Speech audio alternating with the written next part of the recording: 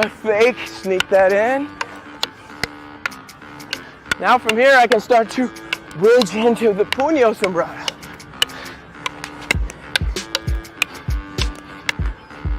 And back out to regular Sumbrada. Back to the fake. And he's constantly breathing. There's the fake. Drop the fake. And I'm leading him the whole time.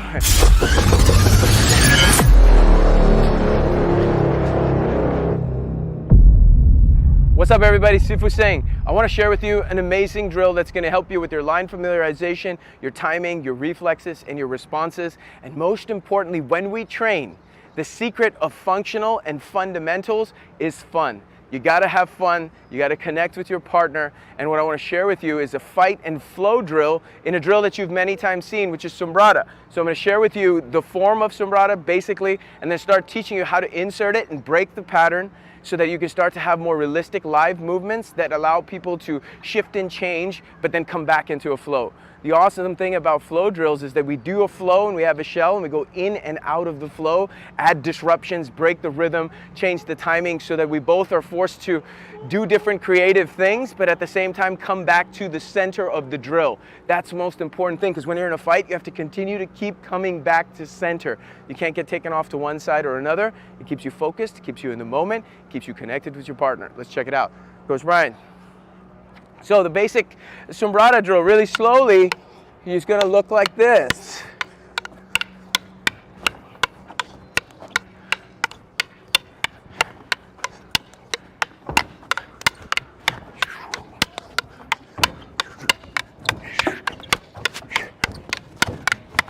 Cool, that's it. That's the basic drill. You've seen it a million times. Check out all the YouTube channels.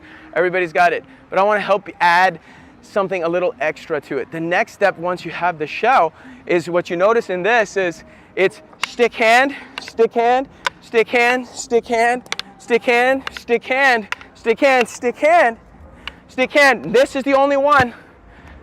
Reach it. Hand, stick. When we go to the wing, so in the whole pattern, all of it is stick hand, except the wing is hand stick. But what I want to do is break the pattern by disrupting it by adding my hand before the stick at times, and that changes the angle. Let's take a look. Stick hand, stick hand, stick hand, stick hand, stick hand, stick hand, hand stick, hand stick, stick hand, stick hand, stick hand, stick hand, hand stick, hand stick. Okay, this is starting to change the rhythm of the pattern that I want you to see. Oh, I jumped to faking. We're gonna add that next, okay? So once we have it of stick, hand stick, and changing that rhythm, the next piece I want to add to it is start adding faking and feinting the different lines, okay? So here's one of the first ones. So as I'm going through the pattern, I fake the one, go to the two. So he has to pick up that and come here, and then he comes right back into the pattern. Now I fake the four, come to the one. We come back into the pattern. I fake the five, come back to the five. Okay, relax. And my whole job is to get him a little disrupted. Okay, so I have to give my energy. So give me a five, for example, and then come back with a five. Fake the five and come back with a five. Okay, so I'm gonna come to you. Fake the five, come back with the five. All right, now I fake the one, come back with the two. Fake the five, come back with the five. Fake the four, come back with the one. Hand stick, stick hand, stick hand. Fake the thrust, come to the other side. Fake high, come to the other side. Now when I fake high, boom, bang.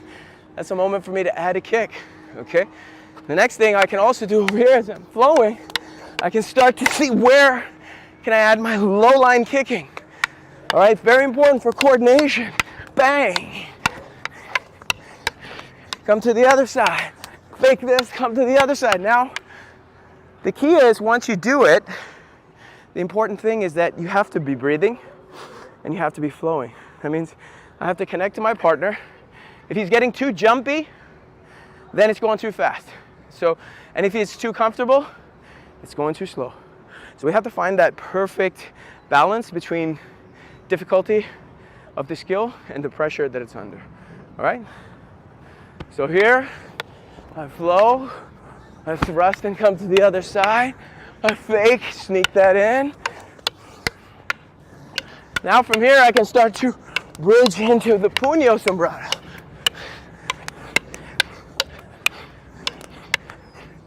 And back out to regular Sumbrada. Back to the fake. And he's constantly breathing. There's the fake. Drop the fake. And I'm leading him the whole time. Okay, so what I want to do now is turn it up a little bit. We want to use protective headgear so we can actually make contact to the head, put in some different strikes and touch. But most important thing is we don't want this to turn into a fight. We want this to still have the fight and flow concept where we are making contact, we're breaking in and out of the flow drill and the fight mechanics of it, but we're not going all the way to fight, we're not staying all the way in the flow. This allows us to target the hand, target the head, break the rhythm in a little bit more realistic and functional part, and we're still working the fundamentals. Let's check it out. Slow.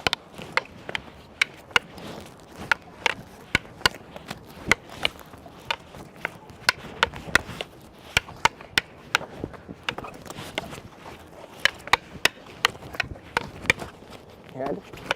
Get that hand up. Let's do it again. There you go.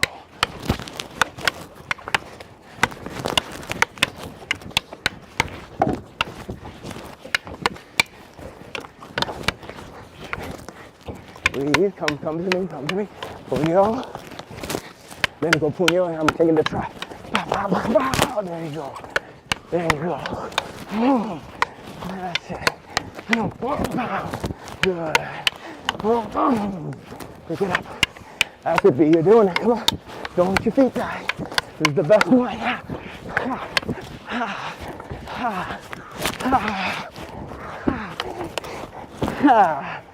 Good job. Woo! That's fun. Training should look like failures, stick points, stuck points, and then you have to slow down and work your way through those points. That's the only way that you're going to re-ingrain a new pattern. Because the biggest issue what ends up happening is we go, we get tense, we hold our breath, we lose our relaxation. And I mean, these are the real fight fundamentals that we need to understand, not only in our stick fighting, but in our entire life. I want to progressively create tension through turning up the dial on various levels of chaos. That's changing the range. That's changing the faking and the feigning. That's changing the speed, okay? All these things are very important. But most importantly, I got to make sure that he's not freaking out, that I'm taking him up and I'm also bringing him back. Because the skill that we truly have to master is the skill of coming back once we've freaked out. Once you've lost your center, how quickly can you come back to center? That's the point of flow drills. So you add the fight and you come back to the flow. Add the fight, come back to flow. Otherwise, you're just fighting and you're not going to build your skill. If you're just flowing and not breaking the pattern, you're going to get bored and you're also not going to build the skill. It's an important thing.